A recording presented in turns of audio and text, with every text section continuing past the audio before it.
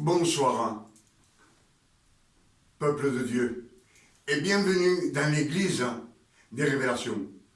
Une fois de plus, je suis heureux, car je vois que vous venez prendre connaissance du véritable évangile. Les nouvelles révélations que le Père éternel nous donne chaque jour dans cette année 2026. C'est pour cela que je suis heureux. Les révélations viennent des Saintes Écritures, de la Sainte Bible. Et chaque fois que vous lisez les Écritures, c'est le Père éternel lui-même qui vous parle, la parole de Dieu. Amen. C'est pour cela qu'il nous est dit dans les Écritures, Jean 1, verset 1, nous dit qu'au commencement était la parole. Et la parole était avec Dieu. Et la parole était Dieu. Et tout a été créé par la parole de Dieu, par personne d'autre. Et Jean 1, verset 14 nous dit que la parole a été faite chair. Dieu, le Père éternel, a pris la parole et il l'a mise dans un corps d'homme.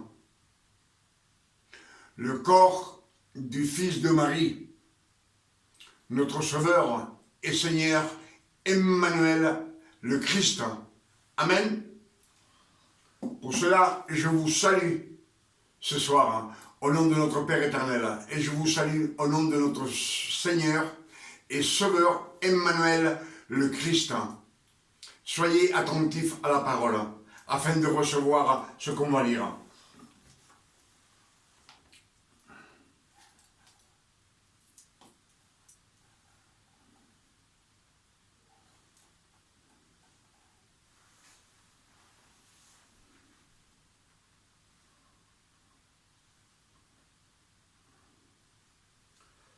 Colossiens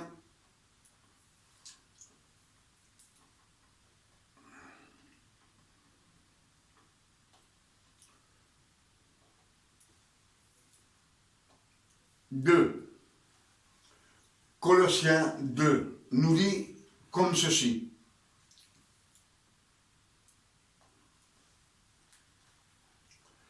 Je veux en effet que vous sachiez combien est grand le combat que je soutiens pour vous. C'est Paul qui parle. Combien est grand le combat que je soutiens pour vous. Pour vous, c'est pour nous. Amen. Et pour ceux qui sont à la Odyssée, et pour tous ceux qui n'ont pas vu mon visage dans la chair. Pour tous ceux qui n'ont pas vu mon visage dans la chair. Amen. Nous, on n'a jamais vu. Si on est au courant, c'est par les Saintes Écritures. Amen. Il nous dit, afin qu'il ait le cœur rempli de consolation, qu'il soit uni dans la charité et enrichi d'une pleine intelligence pour connaître les mystères de Dieu, savoir Christ. Il nous enrichit d'une pleine intelligence pour connaître les mystères de Dieu, les mystères cachés dans les Saintes Écritures. Amen. Savoir Christ, ministère dans lequel sont cachés tous les trésors de la sagesse de la science. Les sagesses de la science, elles sont cachées dans la parole en Christ. Amen. Et je dis cela afin que personne ne vous trompe par des discours séduisants. Que personne ne vous trompe par des discours séduisants. Par des bontés, que c'est mignon, que c'est beau. Il faut faire ci, il faut faire ça, il faut faire l'autre. C'est ce que nous disent les Écritures. Amen.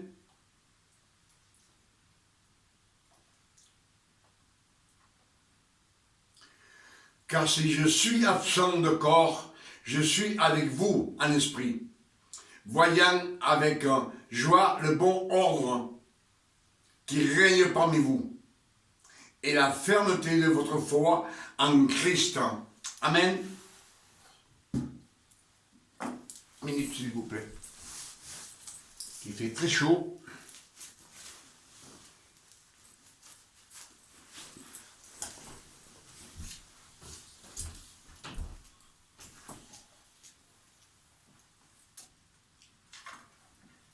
C'est ce que nous disent les Saintes Écritures, Colossiens 2.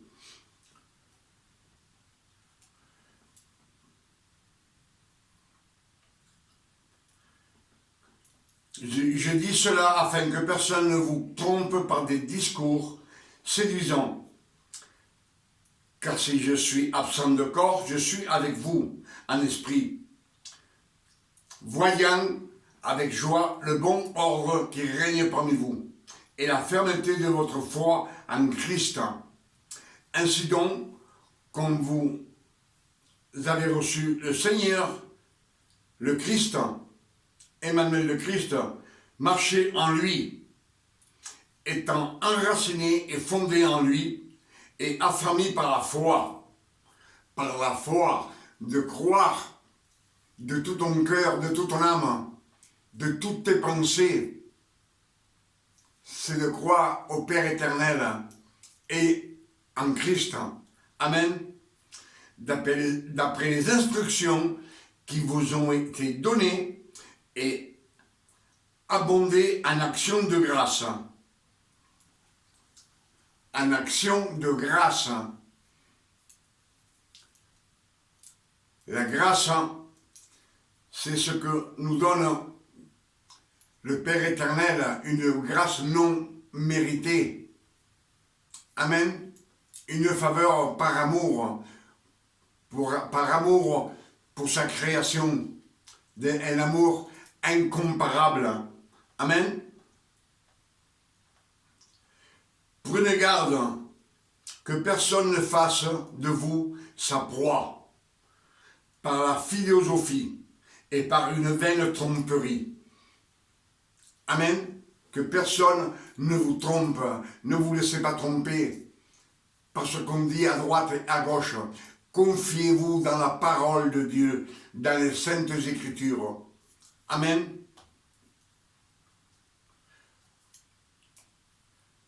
Prenez garde que personne ne fasse de vous sa proie par la philosophie et par une vaine tromperie, s'appuyant sur la traduction des hommes, sur les rudiments du monde et non sur Christ. Quand on s'appuie sur tout ce que nous, on veut faire charnellement, laisse le Père éternel décider de ta vie. C'est lui qui te conduit, c'est lui qui te garde, c'est lui qui te bénit. Amen.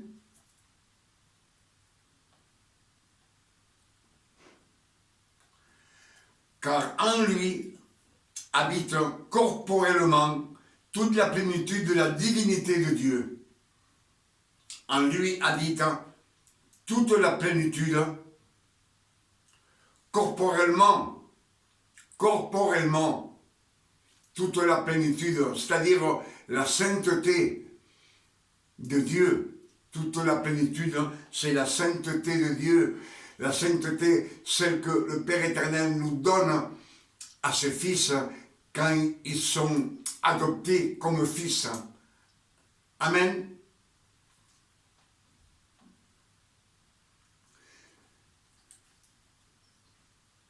Car en Christ habite corporellement toute la plénitude de la divinité. La divinité, c'est la sanctification, la sainteté. C'est celle que le Père éternel nous donne par grâce, par une faveur non méritée. On ne mérite rien, mais le Père éternel nous le donne par amour, parce qu'il a un amour incomparable pour sa création. Amen.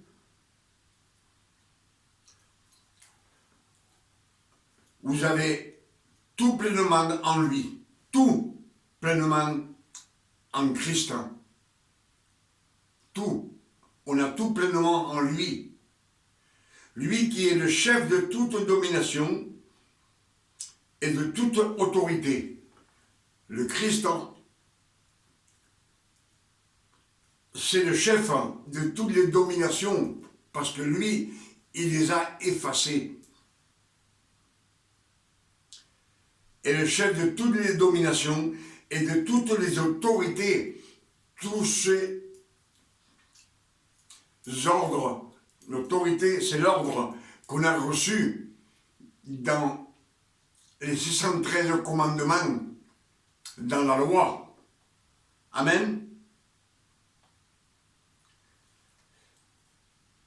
C'est en lui que vous avez été circoncis. C'est en lui que nous avons été circoncis. Circoncis de la chair. Circoncis d'une circoncision que la main n'a pas faite.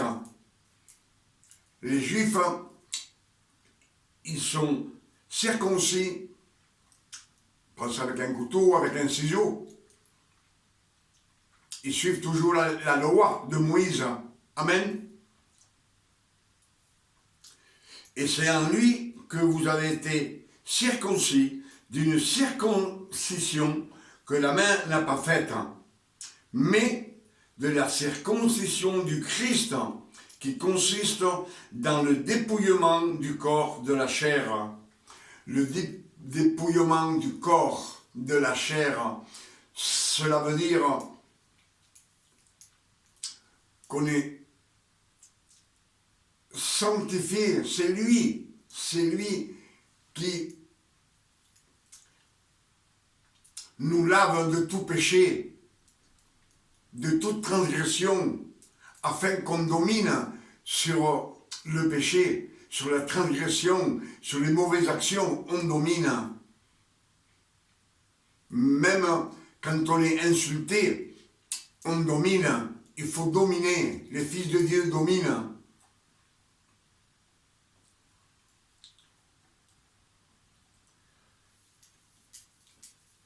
Le dépouillement du corps, de la chair, les envies de la chair, tout ce qui nous fait envie dans ce monde, le Christ nous a dépouillés de tous ces envies charnelles de la chair, les mauvaises pensées, les mauvaises idées qu'un homme, une personne peut avoir.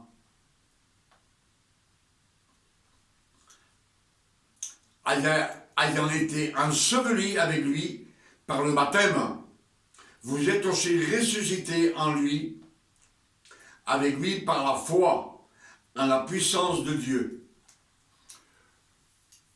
Par le baptême de l'eau, de la parole, ce que je vous dis toujours, le Christ nous a baptisés dans sa mort.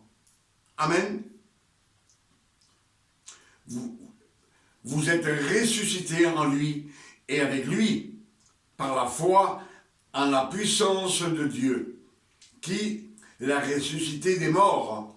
Le Père éternel l'a ressuscité des morts. À Emmanuel le Christ, c'est pas lui qui s'est ressuscité seul, c'est le Père éternel qui l'a ressuscité. Et nous, qui étions morts spirituellement, il nous a fait ressusciter ensemble. Vous qui étiez morts par vos offenses et par l'incirconcision de votre chair. Il parle pour les Juifs. L'incirconcision de votre chair. Il vous a rendu à la vie avec lui, en nous faisant grâce pour toutes nos offenses. Il nous a fait grâce pour toutes nos offenses. C'est toujours pour les Juifs, pour les Sadduciens, pour les Lévites, pour les Scribes. Amen. Il a effacé l'acte dont les ordonnances nous condamnaient et qui subsistait contre nous. Il a effacé l'acte dont les ordonnances, les commandements,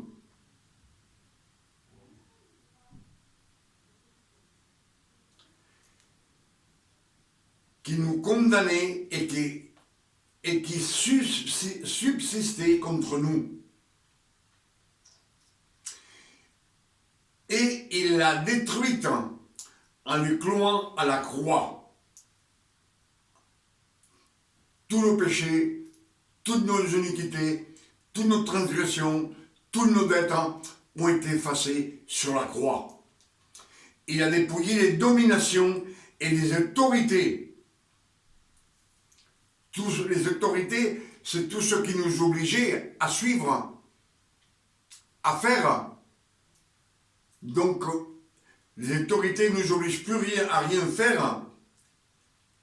Il les a livrés publiquement en spectacle, afin qu'on puisse rire de tous ces commandements, de toutes ces ordonnances, qu'on les jette et qu'on ne s'en sert plus.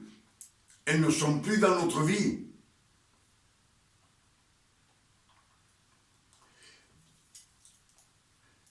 Il a triomphé de tout ça, de toutes ces dominations, sur toutes les autorités, en triomphant d'elles par la croix, sur la croix. Donc, si nous sommes, tout cela a été effacé, que personne donc ne vous juge au sujet du manger ou du boire. Comme dans la loi, on n'a pas le droit de boire des alcools forts, ni faire des excès de table. Amen. Ce sont les Écritures qui le disent. Alors que personne donc ne vous juge au sujet du manger ou du boire, ou au sujet d'une fête quelconque, même les fêtes païennes, une fête quelconque, que personne ne vous juge, d'une nouvelle lune, une nouvelle lune, si vous voulez la fêter, vous pouvez la fêter comme vous voulez. C'est ce que nous disent les Écritures. Ou même un jour de Shabbat, on peut faire la fête. Dans la loi, on ne devait rien faire, même pas faire à manger. Il fallait faire le jour du sabbat, on sait que c'était toujours le samedi, le 7e jour, et il fallait préparer le manger à l'avance, vendredi soir, pour toute la journée du samedi, du Shabbat. Amen. Donc, que personne ne vous juge au sujet du manger ou du boire, ou au sujet d'une fête, ou d'une nouvelle lune, ou des sabbats. C'était l'ombre des choses à venir. Tout cela, c'était l'ombre des choses à venir avec la loi. Amen. Mais le corps est en Christ.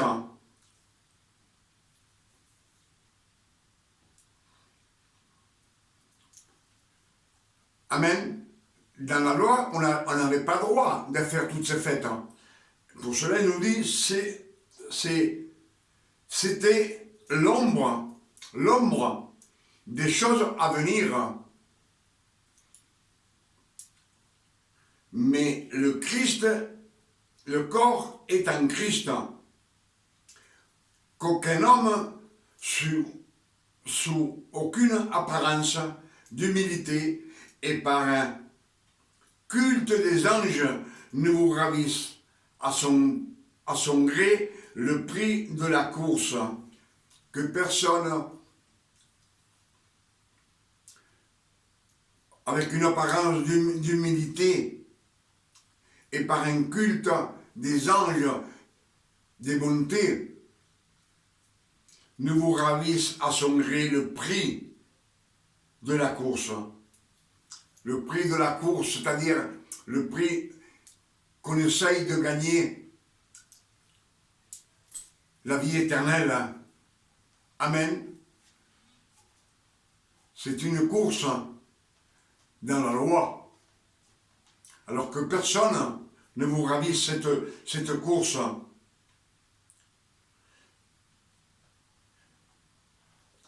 Car tandis qu'il s'abandonne à des visions et qu'il est enflé d'un vain orgueil par ses pensées charnelles. C'est ce que nous disent les Écritures.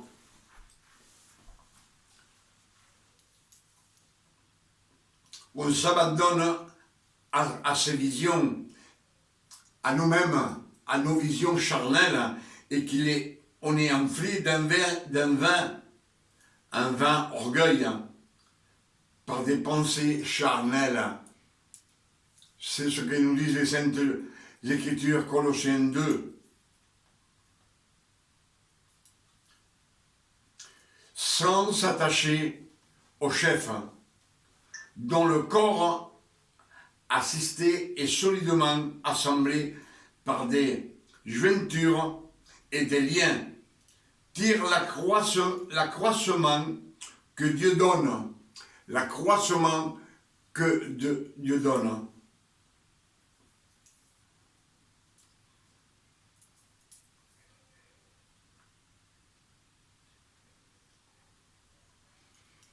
Dieu te tire vers l'accroissement que Dieu donne,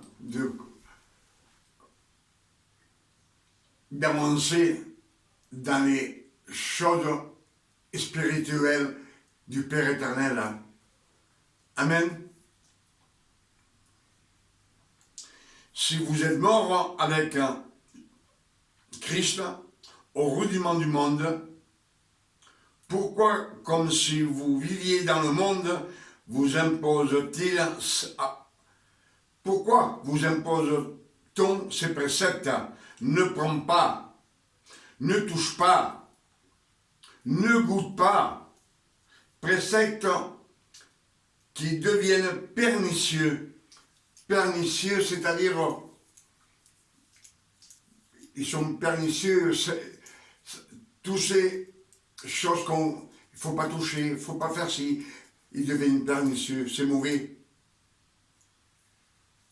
Ce n'est pas la volonté du Père éternel, car ils sont fondés que sur les ordonnances et les doctrines des hommes. Ce n'est pas sur les doctrines de Dieu. Amen.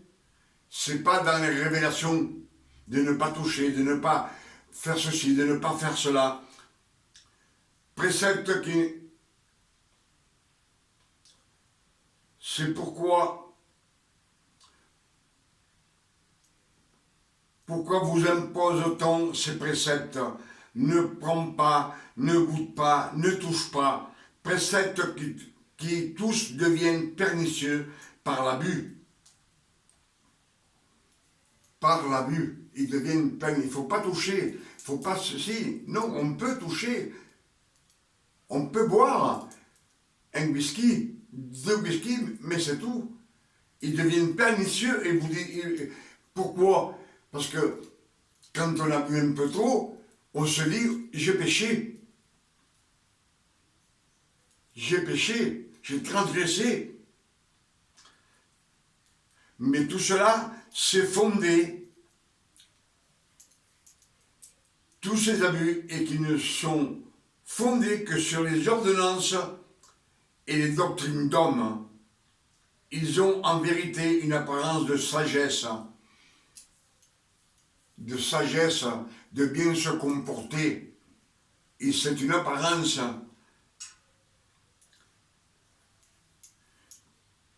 En ce qui indique un culte volontaire de l'humilité et le mépris du corps. Mais ils sont sans aucun mérite. Voyez-vous, ils sont sans aucun mérite. Je fais pas ci, je touche pas ça, je vois pas ci, c'est sans aucun mérite. C'est ce que nous dit Colossiens 2 du verset 1 jusqu'à la fin, parce que je n'ai pas les versets ici.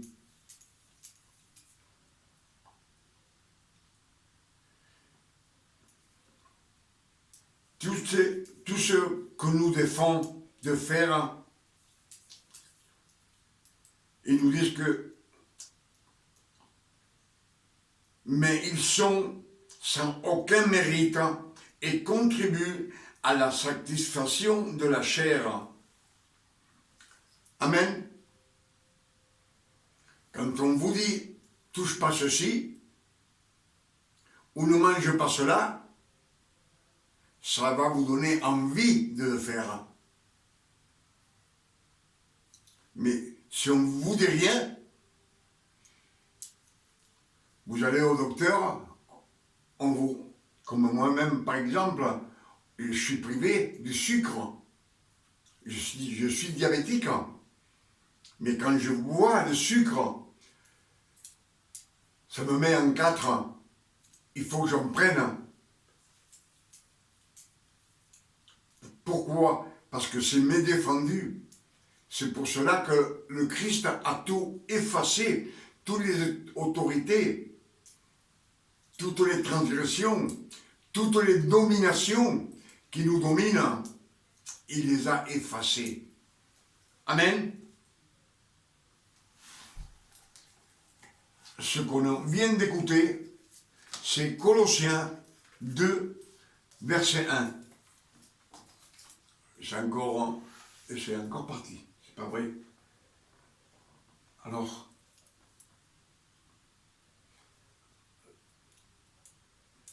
et tout ce message, c'est ce que nous dit Colossiens 2, verset 1. Tout ce que je vous ai dit, tout ce que j'ai prêché, je veux en effet que vous sachiez combien est grand le combat que je soutiens pour vous. 35 minutes. Amen. Alors, ce que je vous demande de faire, c'est de méditer les Saintes Écritures afin qu'on arrive à mémoriser ce verset. Ce verset, c'est la bonté du Père éternel et la bonté de notre Sauveur et Seigneur Emmanuel le Christ. C'est la bonté qu'ils ont pendant toute la vie du Christ a été décidée pour créer toutes ces bénédictions pour ses fils, pour tous ceux, il nous dit, si vous êtes morts avec Christ, ressuscités avec Christ, il nous a fait revivre ensemble. Nous étions morts par nos offenses. Si nous étions morts par nos offenses, cela veut dire que nous étions morts dans l'esprit. Nous étions vivants comme on l'est toujours, vivants, mais morts dans l'esprit. Si on arrive à partir, mourir dans cet état, on va au feu de l'enfer, comme je vous dis chaque fois. Et tout cela, le Père éternel l'a planifié pour sa création, afin d'envoyer son Fils, le Christ, le premier-né d'entre ses frères. Amen. Afin qu'il rachète tous ceux qui sont sous la loi. Et que nous reçussions le don d'être adoptés comme fils. Et ceux qui sont nés de nouveau sont adoptés comme fils. C'est pour cela que Galates 4, verset 4 nous dit que le Père éternel a envoyé le Christ, né d'une femme, né sous la loi, afin qu'il rachète tous ceux qui sont sous la loi et que nous reçussions l'adoption. L'adoption, c'est le Fils. Galates 5, verset 1 nous dit aussi, le Christ nous a donné la liberté et nous a affranchis de la loi. Alors ne vous laissez plus mettre sous le joug de la servitude, c'est-à-dire d'être un serviteur, un travailleur, un ouvrier, un disciple. Non, nous sommes fils de Dieu. Il ne faut plus nous laisser mettre ni faire ce qu'on nous a dit à droite et à gauche, tout ce que nous a prêché. Amen. On est fils de Dieu.